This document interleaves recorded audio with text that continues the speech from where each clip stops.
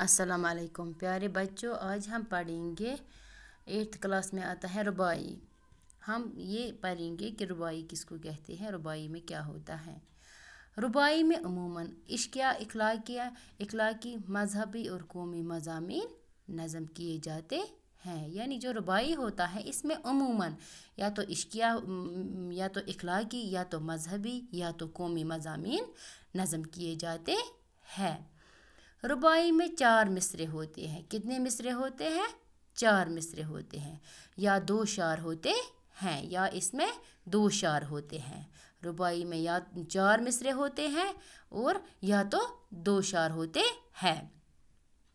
मिसरे हम काफिया भी हो सकते हैं। जो इसके मिसरे हैं, जो रुबाई के मिसरे हैं, वो हम काफिया भी हो सकते हैं। यानी आम तौर पर पहला, दूसरा और चौथा मिसरा हम काफिया होते हैं। जो रुबाई होता है इसके आम तौर पर जो पहला, दूसरा और चौथा जो मिसरा होता है वो हम काफिया होते हैं। यानी चौथा मिसरा बहुत ज़ोरदार होता है।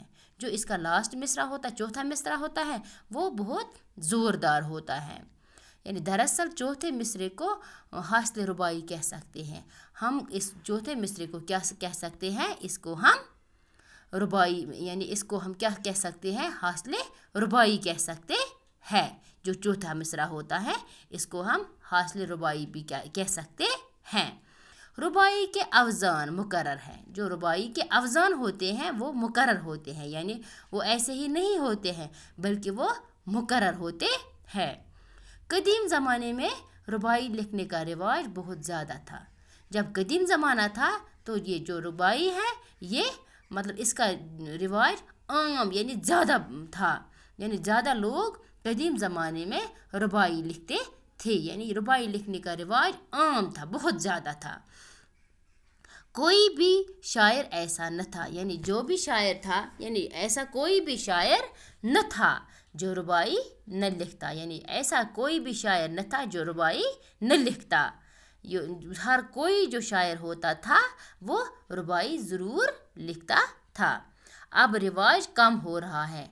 आजकल तो मतलब बाकी तरह के ये लिखते हैं, रुबाई लिखते हैं। आज रुबाई लिखने का रिवाज कम होता जा रहा है।